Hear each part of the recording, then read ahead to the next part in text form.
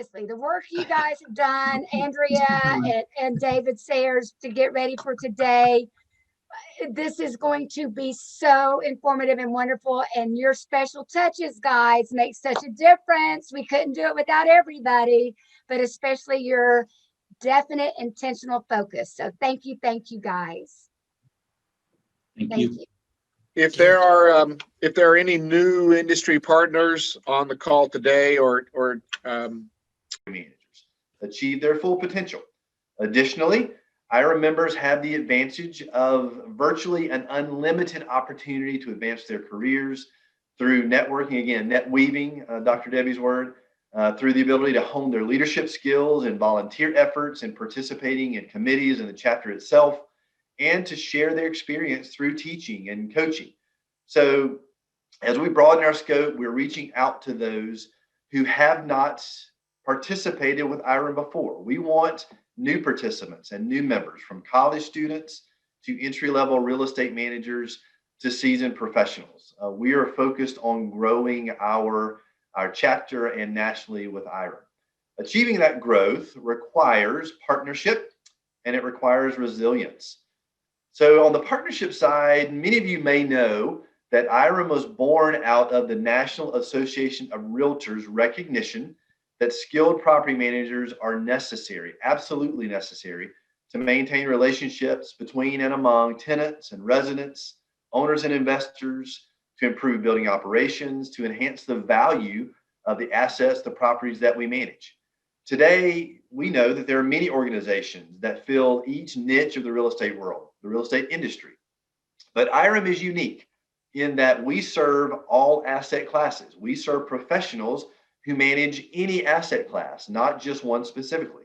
So while we continue to be closely tied and related to NAR, the National Association of Realtors, when we join colleagues across the broad spectrum of real estate in industrial and retail and commercial and other areas, we pave the way to building a future that serves all of us. And we're really excited about that. You know, nowhere is the old saying that strength in numbers is true. Nowhere is that stronger than when we join our partners, our coalition partners in other industry organizations, to advocate for our industry, for our residents, our tenants. And the more voices that join in that chorus to advance a particular issue that's important to our industry, the louder those voices become. And in the absence of those important affiliations, not just in and among ourselves, but with our sister organizations, our legislators and other folks that have influence over our industry might not fully understand the impact of their actions, their decisions on the real estate industry. And as we know, the real estate industry is a key driver of the economy. So we need to make sure that that continues. On the side of resilience, which is another really critical component of growth, if we've learned anything this past year, it's that we need to remain strong and we need to be prepared for any challenge that arises. You know, when I spoke to this group in early 2020, I talked about writing a story. I talked about the fact that we would be writing a story in the year 2020. Now, I will fully admit that I had no idea that the pandemic was upon us, that we were going to be facing something in the year 2020 that we had never faced before. But it doesn't change the fact that we are still writing our own story. Yes, we face things that we weren't prepared to face or weren't planning to face, but the reality is that we did remain strong as an industry. We did prepare ourselves. We were flexible. We did rise up to meet the challenges that we faced. And we wrote a story that was slightly different than what we anticipated writing, but we wrote a story nonetheless. And IREM's leadership is here to continue to listen to our members, to respond to their needs, to explore the future of property management, however it develops. Our members are constantly under pressure to perform no matter the circumstances. It doesn't matter what we face, performance is always expected. So IREM needs to be there to hear them, to be there to support them, and to remain flexible and adapt to their needs. And we're committed to doing that. We certainly aren't sure what 2020 will bring us. We learned that in 2020. We don't know what 2021 is going to bring us either. But what we do know is we need to be prepared for whatever it holds. And to that end, IREM continues to enhance our course offerings, the tools that are available to our members, and publications to help our members and non-members master core competencies to build new skills. We also plan to fill any gaps in our offerings to stay on the forefront of property management and continue to deliver for every individual and group that we serve as an organization. The demands on property managers have never been greater, but our network of members, our chapters, our leaders has also never been stronger. And together, I am confident that we thrive and will continue to. You know, the story that we wrote in 2020 was one that was very interesting, that we didn't plan to write, but we wrote nonetheless. And even with everything that was happening in the world, in our industry, individually, we have come to understand that we can have dogs barking in the background. So I apologize for that. That we can achieve great things. And I wanted to share with this group a few things that this chapter achieved through the hard work, dedication, and leadership of people like Deborah Westfall and our executive committee and our committee chairpersons and our committee members. Without them, none of this would have happened, but I'm really excited to share some of the things that we accomplished last year. We were able to welcome 113 new IREM Georgia members. That's fantastic. We ended the year with 502 total members, which exceeded the goal that we set prior to the pandemic. Absolutely wonderful, outstanding. We had 20 new installations this year. We installed 1 new accredited commercial manager, 11 accredited residential managers, and 8 certified property managers. Congratulations to all of them. We added 5 additional industry partners. We could not do this without our industry partners, and we are thrilled to have them. We had 21 of our members receive IREM Foundation scholarships at a total value of $21,000. That's incredible. Congratulations to those winners. We had 24 educational offerings last year, including interactive online Georgia-sponsored courses, including certification courses and orientations. Again, incredible offerings. We had 8 international IREM special recognition winners and 1 finalist last year. We had members that were recognized as Next Gen program participants. Beth Wozniak, Jessica Tripp, Jonathan Kern, Drew Williams, and Keiko Johnson were all recognized there. We had a Real Estate Management Excellence Innovation Award winner in Cortland. Congratulations to the Cortland team. Our Regional Vice President, Dr. Debbie, was awarded the J. Wallace Pelletieu Award. No surprise there. She's fantastic. We had a 30 under 30 professional award winner, Tatiana Dwight, and a Student of the Year, Chloe Freeman. We also had a finalist for our chapter for an innovation award with Shannon Longino, our former president, our past president's superhero themed event that we had in the year 2019. So again, our members are doing big things, and we appreciate everything that you all are doing. I would encourage you to go to our website. You're going to see some things there that we just don't have time to show you today. You can see videos, for example, regarding the Innovation Award Cortland won, or the Innovation Finalist video that Shannon did for our chapter. Some great things that you can see on the website. So if you haven't been there recently, go see our new website. I think you'll enjoy it a great deal. We also had 2 Upbeat Site Furnishings winners, Rosemary Ashton and Jansen Trentham. Congratulations to you each on the $1,000 grants that you received. We have 25 members of this chapter who are engaged at the national level in leadership roles through the National IREM Group. Really appreciate all that involvement. And last, but certainly not least, I want to say a special thank you to Deborah Westfall. 2020 was a difficult year in a lot of ways. One of those was financial. Obviously, we weren't able to do everything that we had hoped and planned to do as we wrote our chapters for 2020, but Deborah managed things beautifully. And we ended the year of 2020 with a favorable cash flow of $19,233. And I can't say thank you to Deborah enough. It's incredible the work that you've done. Certainly appreciate everything you do in all ways, but it's amazing that you were able to help us achieve a positive cash flow last year. So really appreciate that. we couldn't do all this without our partners. Our industry partners are incredible. They are integral to the work that we do. They help our members take care of their business every day. I would like to take a minute to introduce our Vice President of Membership and Core Business Development leader for our Georgia chapter, Cortland's Executive Vice President of Operations and Facilities, Jonathan Tucker, to tell us a little bit more about our partners. Take it away, Jonathan. Thank you, Kevin. As you were talking about the challenges of 2020, I couldn't help but think about, we all struggled. We all did what we had to do. The relationships with our industry partners that really helped guided us through it all. So a special thanks to all of our industry partners. I also want to take a moment to explain how the program works, not only for our newer industry partners, but also for our members, just as a nice reminder. We only allow one industry partner for every 10 members. So being a partner is not you're one of the many. It is a special invitation to congregate with all of these professionals to further your business, to continue to grow.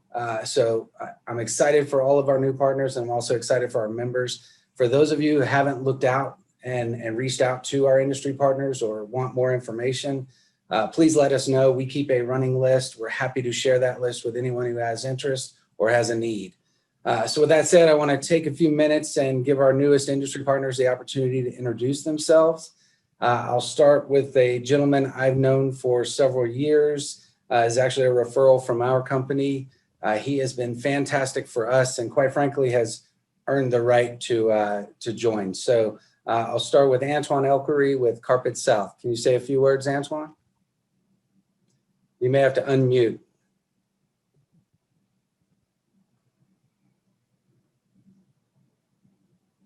Hey, Jonathan, how you doing? I'm well, thanks. Good. I don't know what I'm gonna say, to be honest with you. I mean, it's the 4th year I've been in that, I've been in that program. I think we've been, I don't know, to be honest with you, I don't know what I'm gonna say. I'm just watching everybody and everybody looks good. I mean, beautiful women, handsome man. That sounds good, Antoine. You can stop right there. I love that. I think everybody knows about Carpet South. We've been in that business a long time, and I think we've been doing good business.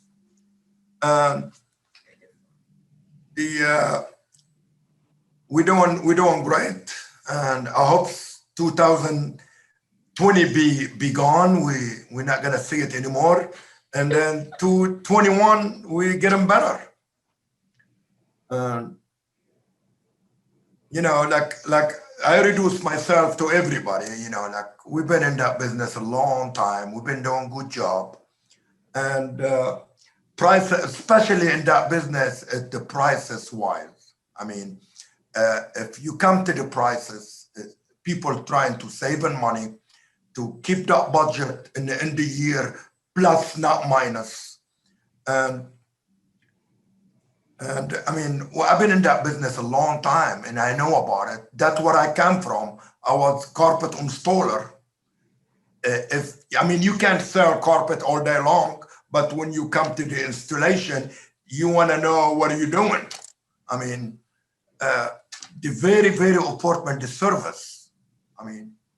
It's like I said, you can sell carpet truckload every day, but when you come to the service, you need to know what you're doing.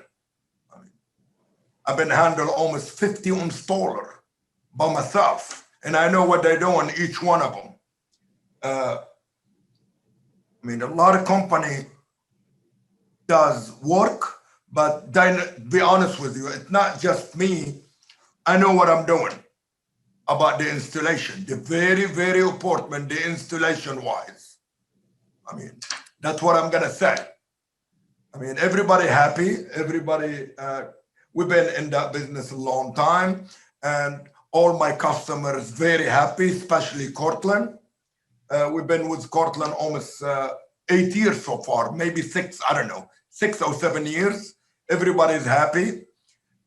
We get the answer right away about the flooring, what are we gonna do? And they get the right answer, not just, we don't know what we're doing.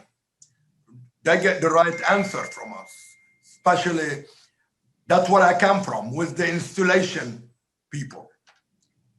And Yeah, Antoine, I appreciate that.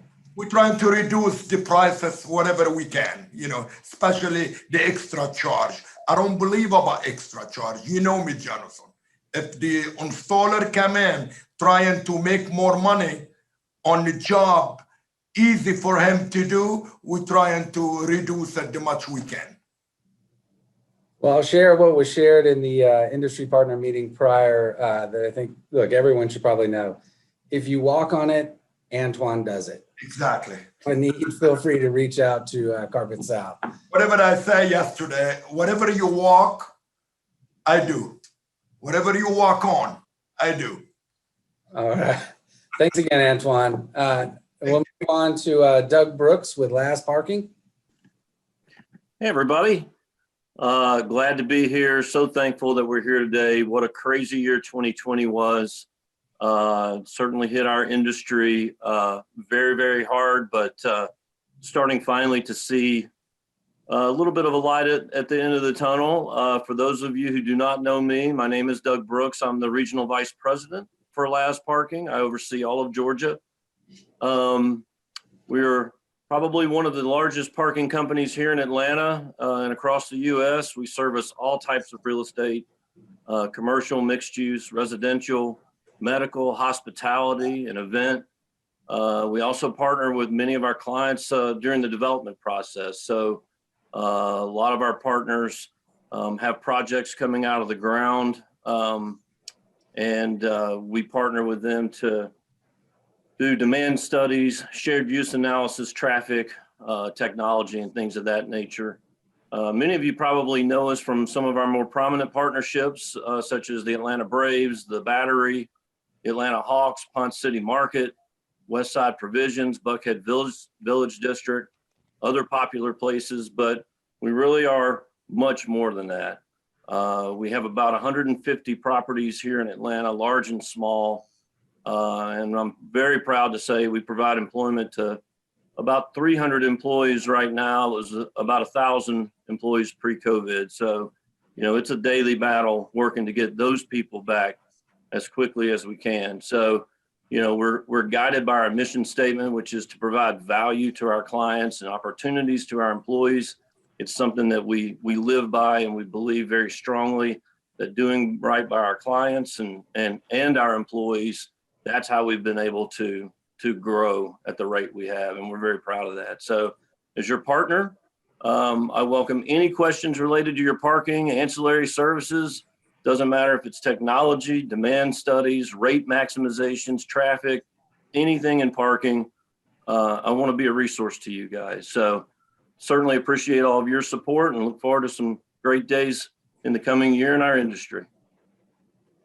Thank you very much, Doug. I appreciate that. We'll move on to Amanda Bear with Roof Partners. Hi, everyone. I am Amanda Bear with Roof Partners. We are very excited to be here today. Roof Partners is a woman-owned commercial roofing company based in Norcross, Georgia. The owner of Roof Partners and my beautiful mom, Elaine Bear, has been involved in IREM for over 20 years. We are eager to help any IREM member or partner with any of your commercial roofing needs. We have the capacity for both large and small projects and work with all commercial building types, such as office, retail, industrial, multifamily, medical, and government buildings. We will be your partner in all of your commercial roofing needs, from maintenance, inspections, emergency roof leak management, annual budgeting, and roof replacements. Thank you, and I look forward to hearing from you. Thank you very much, Amanda. Last and certainly not least, Melissa Menini from Yardi. Hey, it's great to be here. I'm Melissa Menini. I'm a regional marketing manager with Yardi. I've been with that company for about 7 years now, and my role there is to work with associations like IREM Georgia and make sure that we're giving all of you, the members, the software and feature options that you need. Yardy's been creating property management software for the past 35 plus years. We've been an IREM partner at the national level for over a decade. Many of you are probably familiar with our enterprise platform, Voyager, which has been an industry go-to for decades. We've built our reputation on our commitment to keeping ahead of trends and providing innovative software to the property management industry. And that's led to some of our more recent products, including a suite of analytics tools for asset management, advanced marketing products, and our newest property management platform, Yardy Breeze, which has been adopted by nearly 5,000 companies nationwide. And I know that many of you are attending this economic update to inform the real estate investments that you're making. So I should also mention Yardy Investment Manager, which is a tool that makes it easier to track capital commitments, contributions, and distributions in one place. And I don't want to miss an opportunity to thank all the Yardy clients that are in attendance. We truly value and appreciate your business. And for anyone who's not a client, if and when appropriate, we'd love to talk to you. So you can always reach out to Deborah anytime to get in touch with me, or find me in the industry partner directory on the IREM Georgia website, and I can discover what you need and get you oriented. And I'm just looking forward to working with IREM Georgia and getting to know many of you, and hopefully maybe even in person later this year. Until then, stay well and thanks. Thank you very much, Melissa, and thank you to all the newest members. I'm not certain I'm going to hopefully have Deborah help me out here, but I believe we have 2 prizes we're going to be doing a little bit later. I do want you to know that that is going to be awarded by Purse Vault, so just stay tuned for that. It's always a fun part of these meetings. So last, I'll go ahead and turn it back over to one of our chairpersons, Drew Williams. Thanks again, Drew. Jonathan, thank you so much. Appreciate you. Ladies and gentlemen, on behalf of the program committee, we could not be more elated to introduce today's guest speaker, a man who truly needs no introduction. But in an attempt to summarize, David Haddow is the founder and president of Haddow & Company and has spent the last 40 plus years strategizing real estate investments for a list of global powerhouses far too long to mention.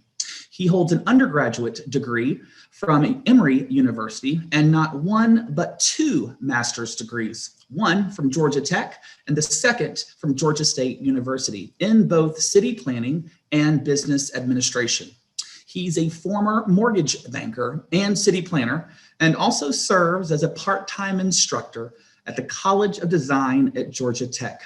His articles have appeared in countless real estate journals and periodicals. He's a licensed real estate broker and a member of the prestigious Counselors of Real Estate. Active in civic affairs, David has served on numerous boards and volunteered considerable time to nonprofit organizations such as IREM. When it comes to real estate and financing, David Haddow is known for having more than just a finger on the pulse. He is well respected for his predictions and professional advice, often afforded to a vast array of real estate investor, and is even often considered the Nostradamus of today's real estate industry. So, my friends, today, I challenge you all to position yourself to get in the know with David Haddow. So, if you could please be so kind as to remove yourselves all from mute as he is returning to the IREM Georgia stage for the 22nd year. With no further ado, we present to you all our very special guest, Mr. David Haddow. Can you hear me? Yes, we do. All right. Can you see me? Yes. Yeah. All right. Thank you for that very nice introduction. Nostradamus, huh? I like that. I like that a lot. All right. I want to echo what I heard earlier a few minutes ago about the events yesterday, particularly that poet who was fantastic. But frankly, I thought the whole day was uplifting. It was tremendous breath of fresh air, and I think a very positive start to the new year, and hopefully bodes well for the future. But that's my 2 cents about that. I want to thank you for having me. I enjoy doing this every year. Can y'all put your faces on the screen so I can see you? All I'm seeing is names right now. Is it possible to do that and still mute? Because it'd be nice to be able to see you a little bit while I'm talking. Is that possible? David, if you hit gallery view up on your top, you should be What do able I to hit? see everything. Gallery view, it'll be on your top right hand side. Gallery view. Okay. Are you able to see everybody Yeah, now? there you go. Okay, perfect. Yay! Thank you. Appreciate it. I knew you'd have a solution, Deborah. When I've spoken to you guys in the past, I always start by going back to last year's remarks and reminding myself what I said to see if I was on target or totally off base. And you may remember, for those that were there, that one of the central themes last year was a time for caution. And of course, I had no idea that a pandemic was around the corner. But the caution was born out of concerns about being long in the real estate cycle and seeing some evidence that the market was starting to show some soft spots, if you will. Those really got blurred, frankly, as the year progressed, because the pandemic has had such a dramatic impact. But I do think part of what we've seen since last spring is a natural correction in the economy and real estate cycle that we were due for anyway, but obviously been exacerbated greatly by the pandemic. What I want to talk about today is three things. Let's start with the economy, as I always do, because that's the underlying force that drives everything related to our industry. I'm going to get this off of here. I'm distracted by looking at you, Deborah. I need to see, there we go. That's better. Now I can see a bunch of people. The economy is key to everything that we do. So I want to share with you what has happened since last year with our economy as well as the national economy. I'm not an economist, by the way, even though that seems to be how I was billed again for this talk. I'm a real estate guy, but I understand the importance of the economy once again to our industry. So I'll talk about that first, and then I'm going to spend a good bit of time talking about the market and just go sector by sector and share with you some thoughts. And really, just to give you a little forewarning, the central theme there is going to be how uneven the pandemic has impacted real estate. There are some sectors of our real estate market that are actually flourishing right now, while others are struggling big time. So I want to provide whatever insights I can into that might be helpful to you. And then last topic is just looking at the future. Not that I have any kind of crystal ball, but to share with you some observations about kind of a near-term prognosis and more of a long-term prognosis, and close by giving you a few things to keep an eye on, a few indicators to monitor. So let's start with the economy. I'll start by just giving you some what I would call vital statistics. And the purpose of this is just simply to give you a flavor of what has happened.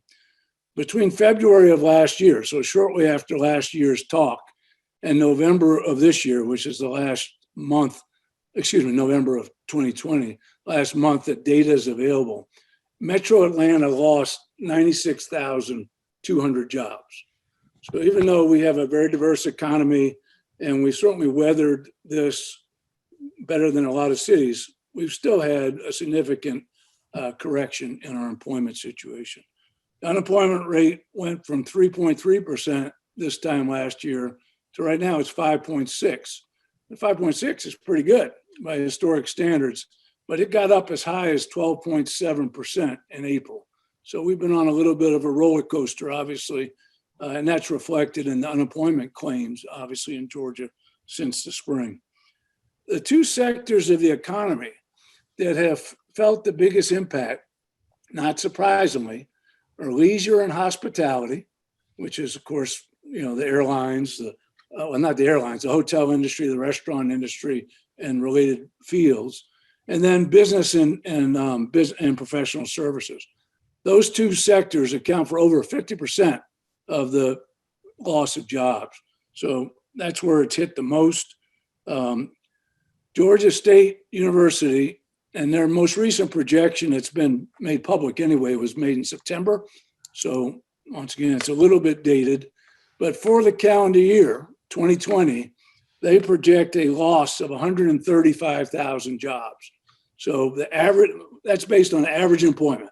So the average employment last year in 2020 compared to the same figure in 2019, a drop of 135,000 jobs. That's obviously not surprising, but once again, it's pretty indicative of the economic fallout from this. Frankly, a little more concerning is that their forecast for this year, 2021, is a net loss of 3,800 jobs. Much smaller, obviously, but not a sudden rebound, like maybe some people had tried to portray would happen during the course of last year. They're anticipating, obviously, a more gradual recovery than some. I cite this statistic not to stir up any political fever, but we heard for the last 4 years that we had the world's greatest economy and we enjoyed this unbelievable job growth. Well, just for fun's sake, I looked up the numbers the other day in preparation for this talk.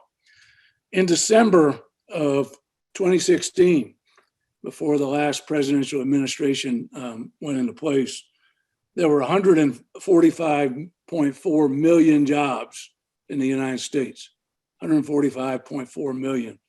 As of December of 2020, 4 years later, that number is 142.6 million.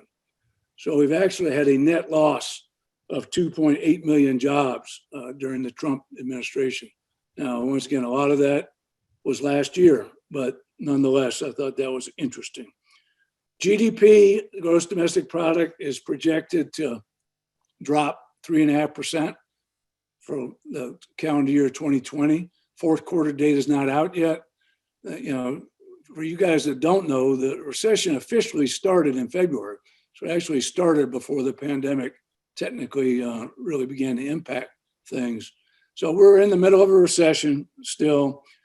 Probably the bigger concern was last month, December of 2020, the US lost 140,000 jobs.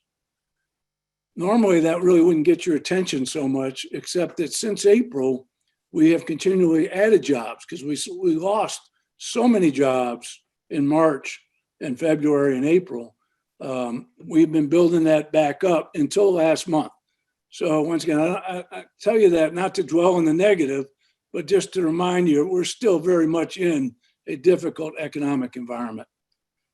Locally, well, let me share with you some of the concerns related to that in terms of our ability to come out of it. One of the things that I know I mentioned last year was the national debt. At the start of the Trump administration, the national debt, US debt, was $19.6 trillion. So just under 20 trillion. As of the end of the fiscal year, which was September of 2020, that number was $27.75 trillion. Worse yet, the deficit for that fiscal year was $3.1 trillion. Now, a lot of that had to do with the pandemic stimulus, the $2.2 trillion stimulus package. But the numbers are that a year ago, the annual deficit was 4.9%, 4.6% of GDP. Last year, it was 14.9%. So I would suggest to you that, well, some people would say deficit spending can be a good thing for the economy because it helps prime the pump. Maybe we've gone a tad overboard, and it's going to be a little hard to dig our way out of that hole.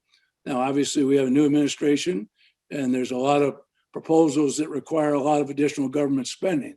So it's going to be very interesting, particularly as short-term interest rates start moving up a little bit, because even though they're still remarkably low, we've got to service that debt. So as Treasury bill rates inch up even just 50, 100 basis points, that's very impactful on our debt service payments as a country. We have a big deficit in trade.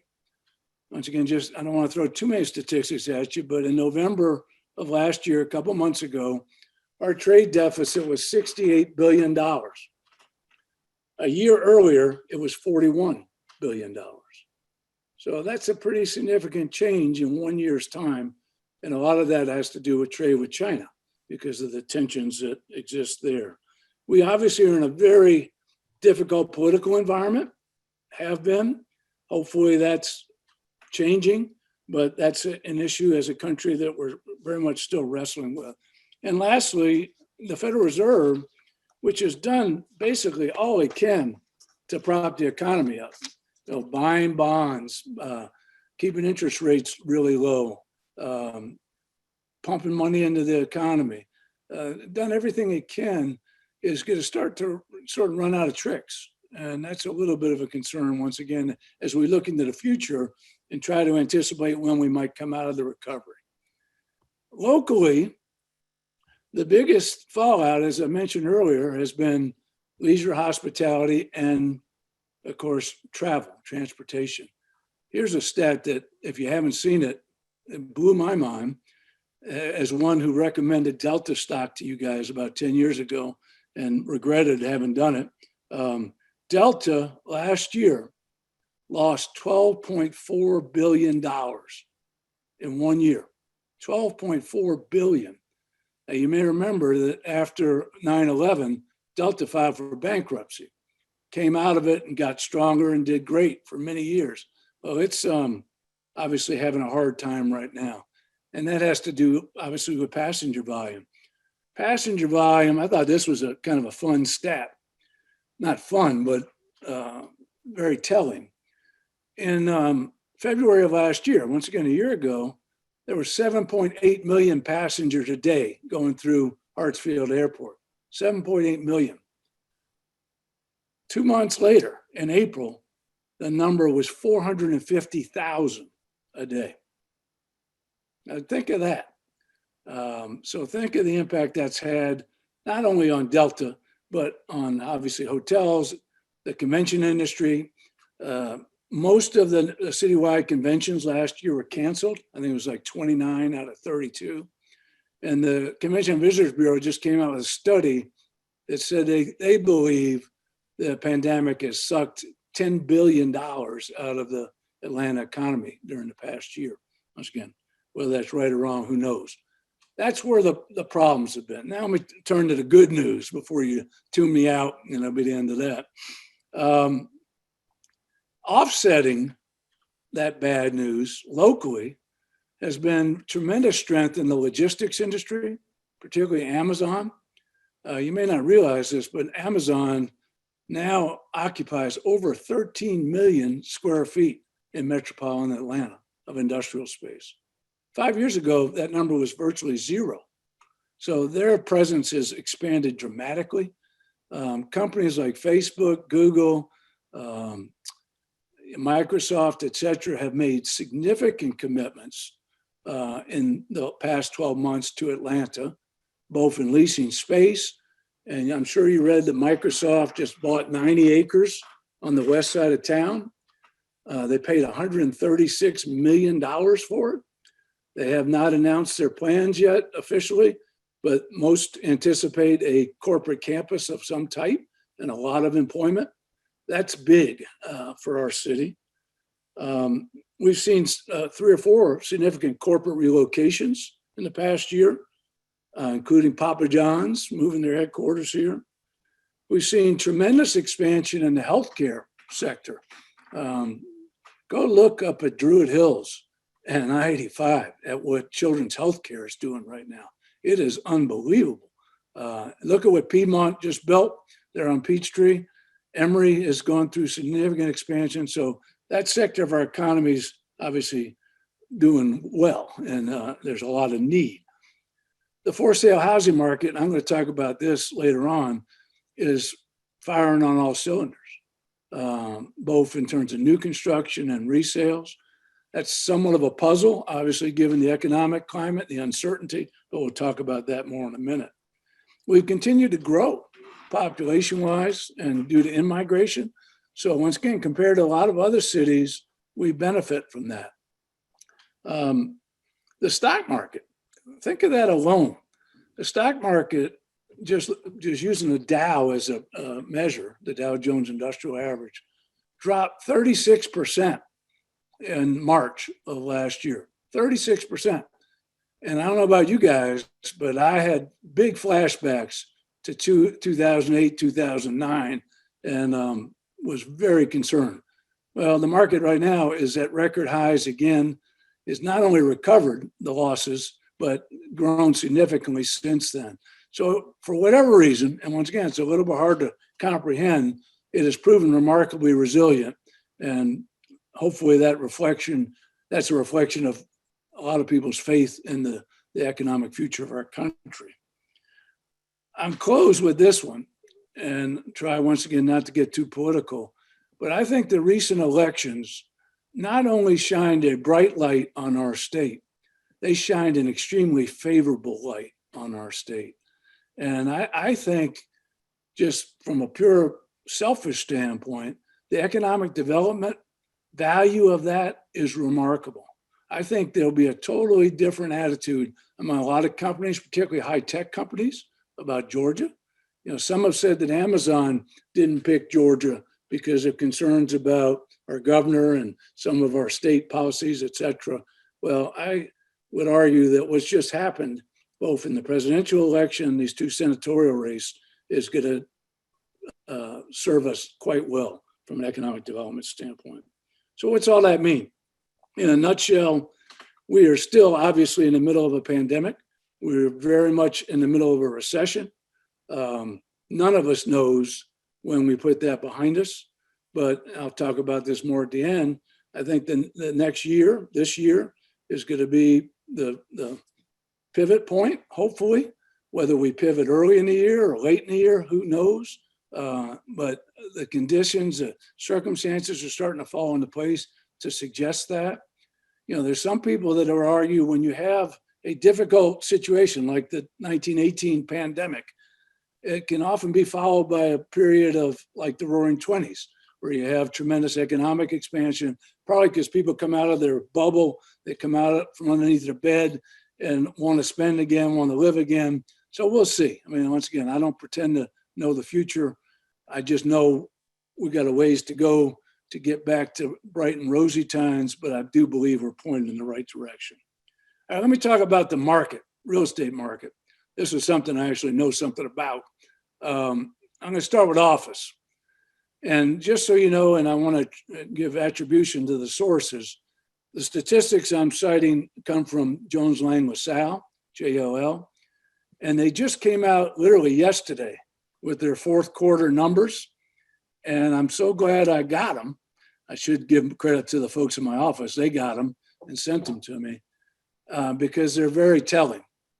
In the first half of last year, Metro Atlanta, our broader office market, which is about 150 million square feet of space, multi-tenant space, we absorbed a million square feet in the first 6 months.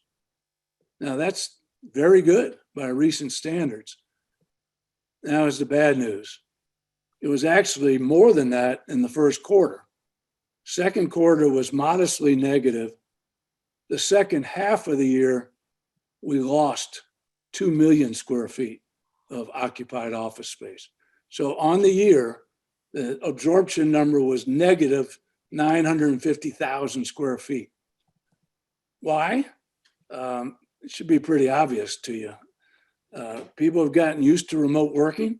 It's had an enormous impact. Companies are rethinking their office plans. We've had big fallouts, obviously, in the co-work market, which have become a co-work space. Obviously, WeWork has finally been revealed as a charade that it was as a business model. But that's had a negative impact. Probably the most dramatic event of last year, in my opinion, was Pinterest, that online company that I know my daughter is a big fan of. I don't quite know what they do, but I know they're a tech-based company out in San Francisco. They had committed to anchor a new office tower under construction in downtown San Francisco. After the pandemic hit, their thinking about office space changed so dramatically, they paid the landlord $89.5 million to buy out their lease. In other words, in order to walk away from a space commitment they'd made, they were willing to pay $89.5 million. Um, One of the reasons I'm concerned about the office market beyond this clear contraction in demand is we went for a long time after the '09 recession with very little office space being built. Well, it started cranking back up about 2 or 3 years ago. And at year end, according to JLL, there was 4.8 million square feet under construction. So once again, in simple terms, supply is surging at a time when demand is shrinking. That's not a good formula, particularly when the vacancy rate today is 19.3%. So we already have a significant vacancy. We also have a growing amount of sublet space available, estimated right now at 4.8 million square feet. If you think back to the dot-com bust, for you more mature members of the audience, 20 years ago, we had got up to 6 million square feet of sublet office space after that, because companies had made these major commitments and all of a sudden walked away from them. Well, it killed the office market for several years, because when you have a lot of sublet space, you get a lot of downward pressure on rents. So watch the office market with great concern and caution, quite frankly. The flip side of the coin is the industrial market. The industrial market, I think I said to you a year ago, is the hottest, strongest market in Atlanta. I had no idea at that time that it was going to get that much stronger over the ensuing 12 months. Why? Very simply, when the pandemic hit, online transactions of all kinds grew exponentially.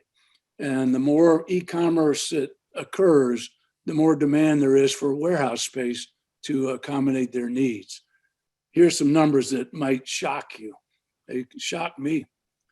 Last year, and this is according to King Industrial Realty, which in my opinion is the go-to source for industrial data, because they are out in the field doing it the old-fashioned way, gathering the information.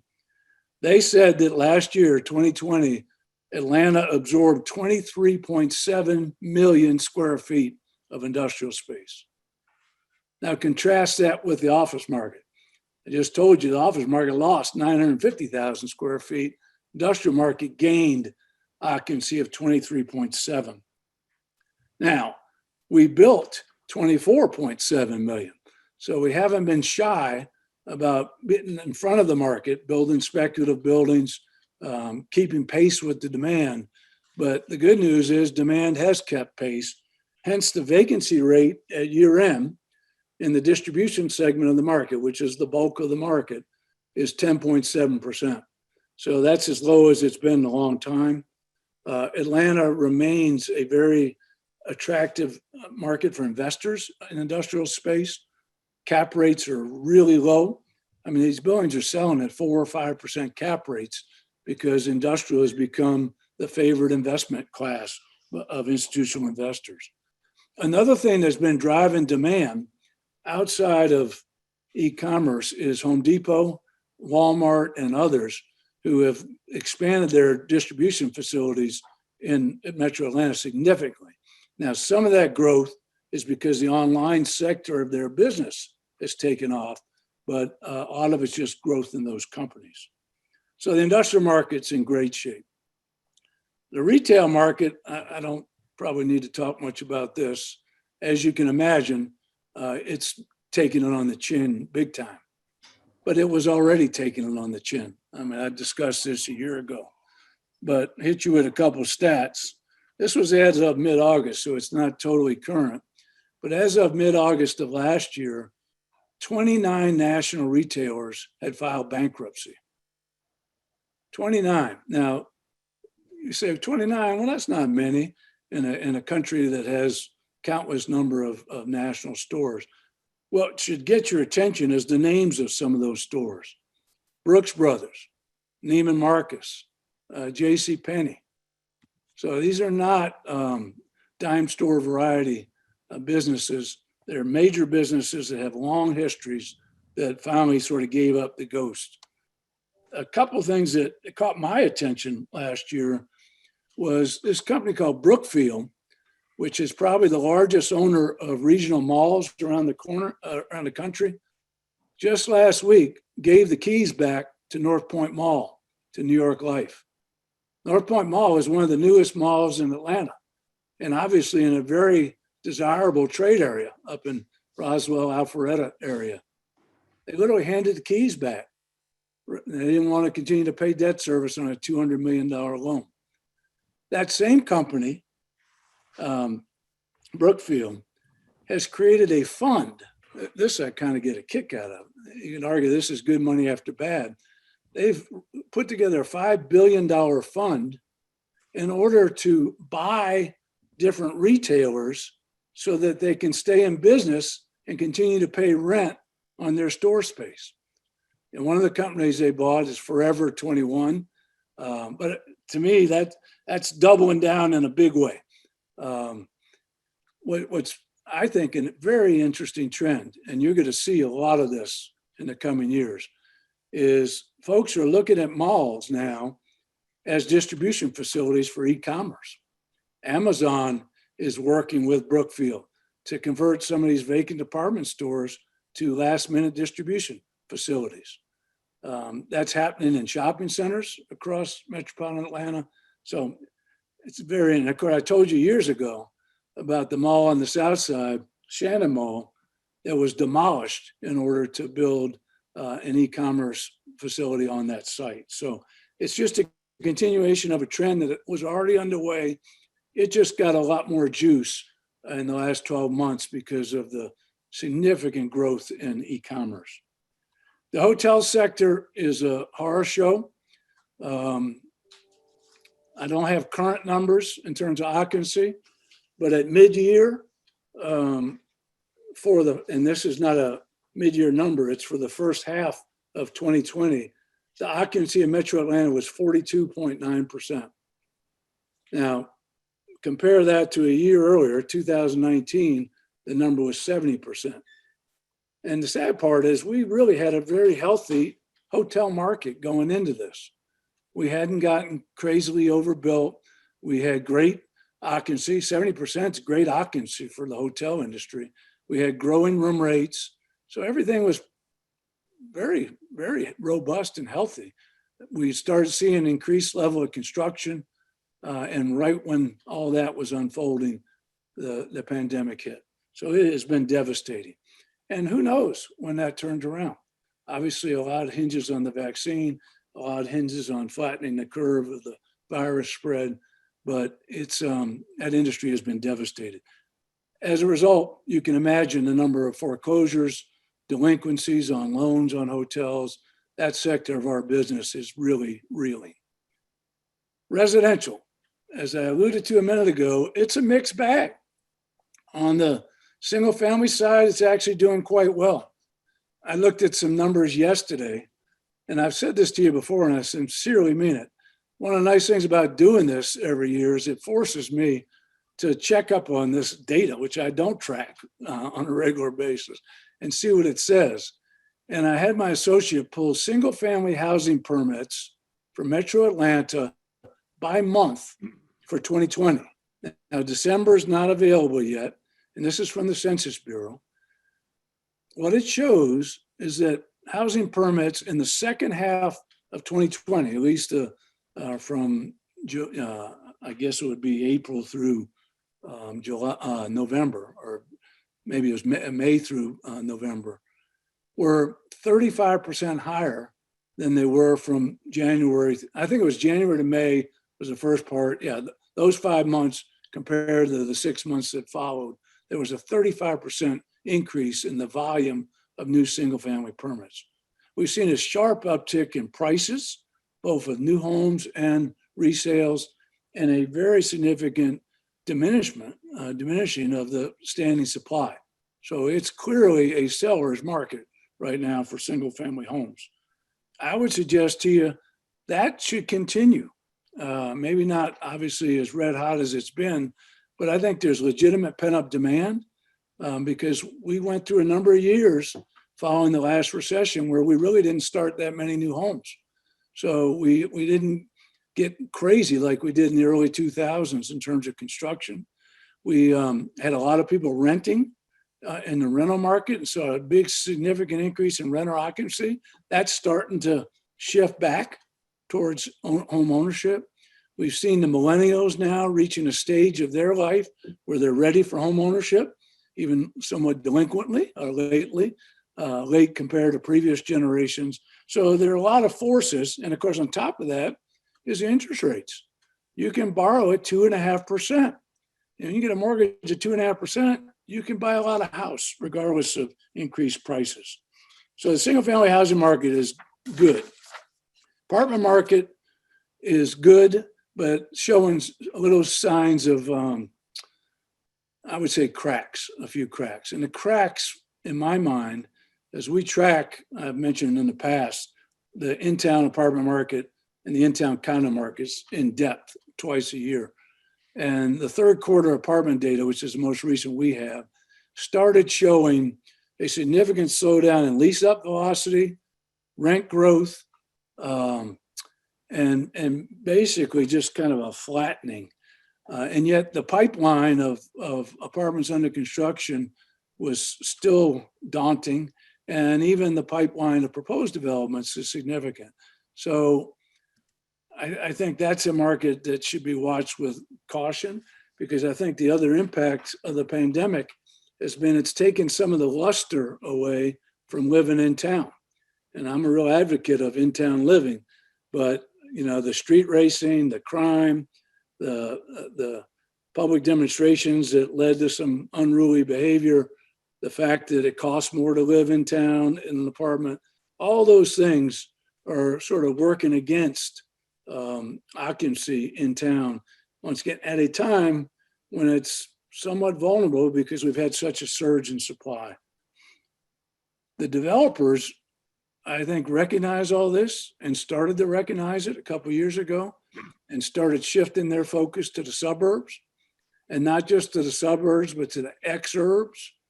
And exurbs, I'm talking about Noonan, maybe even LaGrange, Snellville. We're doing some work in Covington right now. We're starting to see some stuff starting to bubble up there after years of no apartment development activity. So that's where you're going to see the action for the time being, I suspect. The condominium market is flat still, so that really hasn't changed in the past year. It's dominated by townhome sales.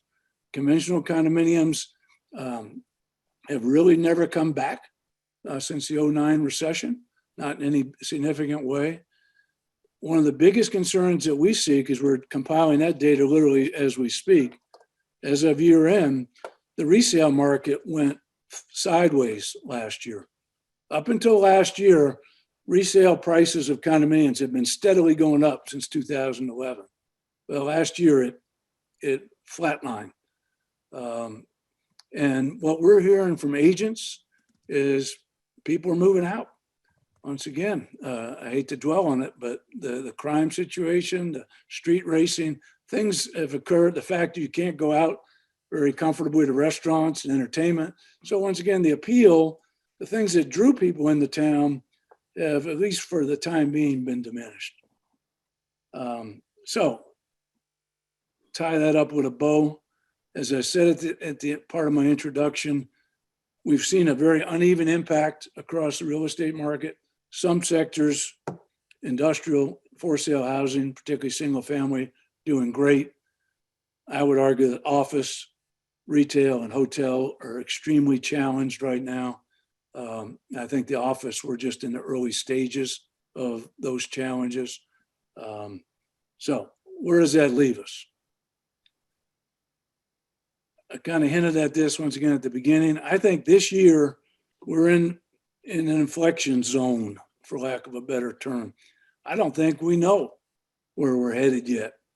I'd like to believe that because of the vaccines and because, just the force of time, and I think, frankly, a new administration that's going to be much more aggressive in dealing with the pandemic, that hopefully we have a good chance of turning the corner this year.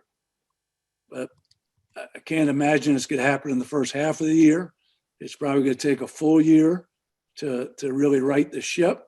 But I think there's reasonable reason to believe that that could occur. As I alluded to earlier, we don't not only have that to deal with, we have this cyclical downturn in the economy and real estate market that's coupled with the pandemic. So will another year be enough to get the real estate market back on track? I don't know. I think that remains to be seen. I think once again, hotels are going to be slow to bounce back. Retail is hard to know what direction that's headed in the future, at least conventional retail. Office, I think you're going to see development start to slow down again. I hope it will. It needs to. And people are going to scramble. Because one thing I skipped over a minute ago, and you probably know this already, AT&T has been vacating a ton of office space in Atlanta. They vacated the Lindbergh project. They vacated the tower in Midtown. So it adds up to about 2.8 million square feet of space that is going back or has already gone back on the multi-tenant rental market. So that's another sort of wave of what I would call a shadow market of new supply that's coming. What to watch out for in the coming months, and I'm already regretting the negative tone of this. That's why it started very positive, because I am very positive about things in general. But unfortunately, when you start looking at all this stuff in sequence, it is a little daunting. I think this third stimulus bill that's being talked about, watch that carefully. Obviously, politics will ultimately shape the outcome of that. But I think you can make a strong argument that we need to prime the pump in terms of government spending one more time, and hopefully that'll be it. But we got a lot of people who are hurting. I mean, when you see what these food banks are dealing with right now, that alone can't help but get your attention. Not to mention, obviously, the healthcare workers who are totally overrun. I think the pace of job recovery is a thing to watch, not only nationally, but locally. Keep an eye on just monthly statistics on employment gains, which are very easy to access. The virus spread is another bellwether. You know, I look at it every day to see if there's any indication that the curve is starting to flatten. And unfortunately, there's not a whole lot of solace there just yet. But I think that's obviously going to have to happen before we can begin to really heal. The vaccine distribution is critical. And obviously, we're not off to a great start, no matter how anybody might want to portray it. I think the last statistics I saw, that in the state of Georgia, only about 25% of the vaccine that's been allocated to our state has actually been administered into people's arms. That's horrible. You know, we ought to be, frankly, giving people shots 24 hours a day. We ought to be going around the clock. We ought to be getting that stuff out as quickly as it can be produced. So we have failed so far in that respect. Hopefully that's going to be corrected. Our political situation, we could talk about that all day. We obviously got an enormous wake-up call 2 weeks ago. So we'll just have to see how that shakes out. And then once again, the markets, I think, to really pay attention to real estate-wise, are office, hotel, and retail. So with that, I'm going to just stop and say, once again, I in spite of all that I just recounted, I am bullish about the future, particularly for Atlanta. I think we are positioned to prosper all over again. I don't have any doubt in my mind about that. My doubts hinge on the next 12 months, or my concerns, I should say. And hopefully we'll do the things necessary to set the stage so that we can begin a recovery in the economy and real estate market and enjoy, you know, hopefully something akin to the Roaring 20s. Thank you very much for listening to me. Thank you, David, very much. Obviously, as you mentioned, there's some reason for hope, but every piece of news is not always good news. I think the reality for this group is we all understand and agree that knowledge is power. We need to know what's going on, and it's evidence that the resilience, the expertise, the ability of our group property managers to help property owners navigate this environment is even more important now than ever. So thank you again for sharing the information. We really appreciate your time today, as always, and your participation with our group. Thank you so much. Thank you for having me. Absolutely. You guys there. As Have a great year. Absolutely. As we move on and wrap up the last few minutes of our meeting, let me take a few minutes for some announcements. I want to introduce Ashley Simeon. She's our Vice President of Network Connecting. She also manages the NCR building in Atlanta and has been a winner of both the Diversity and Inclusion Succession Initiative and the 30 Under 30 program. So we have a great award winner here. So Ashley, would you mind maybe sharing some details about both of those programs and then about a few upcoming events that we might have going on? All right, sure. Thanks, Kevin. The 30 Under 30 award is given to 30 IREM members who have made a significant impact in their community or industry and are under the age of 30. These professionals have demonstrated the ability to tackle major challenges, develop innovative solutions, overcome career obstacles, and or shown exceptional leadership both in their career and their community. Recipients will be notified in April, and they will be officially recognized on the IREM website, in the Journal of Property Management, and at the October 11th through 14th Global Summit in Las Vegas, Nevada. Applications will be accepted through February 15th, and to win, you first have to enter. So please be sure to do that. And then the DC program, so the Diversity and Inclusion Succession Initiative, is a program for recognizing exceptional leaders in the real estate management industry's underrepresented groups. These members have demonstrated leadership ability at the chapter level and have made a significant impact on the industry and their community. Current members of IREM who identify as a member of an underrepresented group in the real estate management profession are eligible to be nominated in this program. There are more details of both programs that are listed on the irem.org website.